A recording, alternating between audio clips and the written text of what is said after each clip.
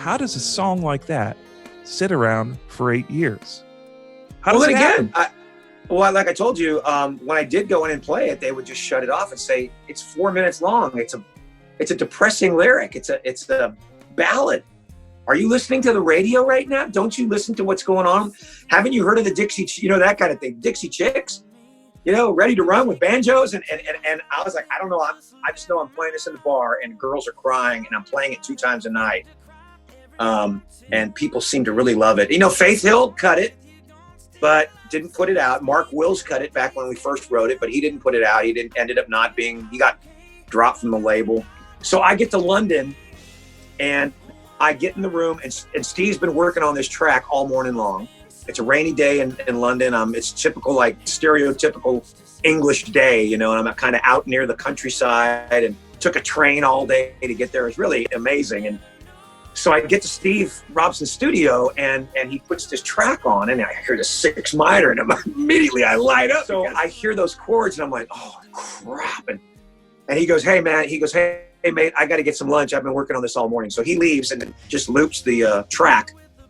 And I'm just kind of sitting there by myself and I'm trying to get a buzz on what this is going to be. And I'm listening down and it's just looping. And I keep gravitating towards the middle, the pre. And the first thing that comes out of my mouth is afraid to cry every once in a while, even though going on with you gone still. I just mirrored his riff. And I looked at what I wrote and I was like, wow.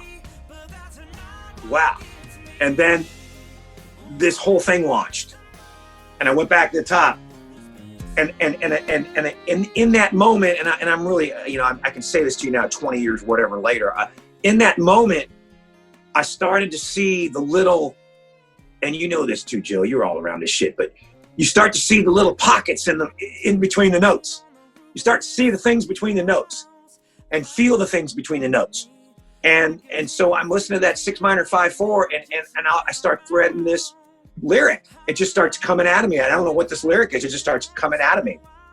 And again, I'm one of these writers. I'm kind of dyslexic. I'm a little autistic, my wife says. And I kind of do everything backwards. I'm left-handed. I write kind of backwards. I write from the ending to the beginning sometimes.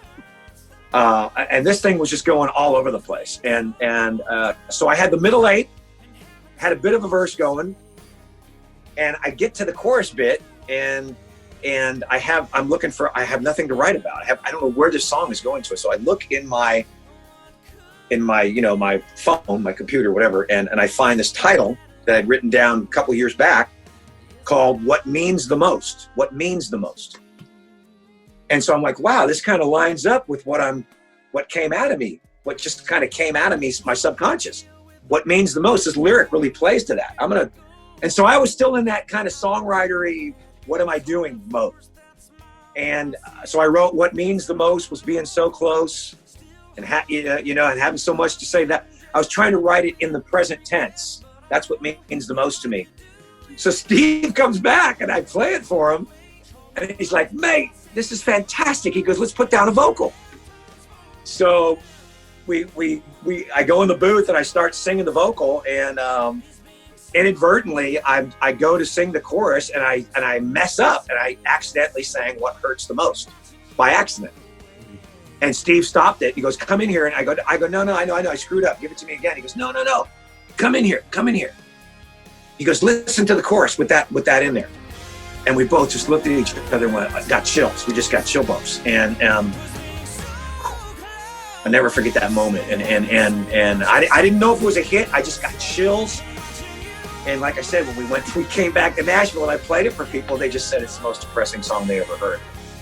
And then then you get your the rock start coming at you and you start getting in that mode where you go, shit, what am I doing? I just need to chase the radio. People don't like what I'm trying to do. They don't like this from my heart thing I'm trying to do. And then you play it in the bar and people freak out. And then so I got to a point where I just kept writing songs. I just kept sticking to my guns and I just said, screw it. And I had a reputation for like getting songs cut that were 5, 6, 7, 8, 10 years old when I finally started getting successful. Wow. It was old songs. There were songs that had been around.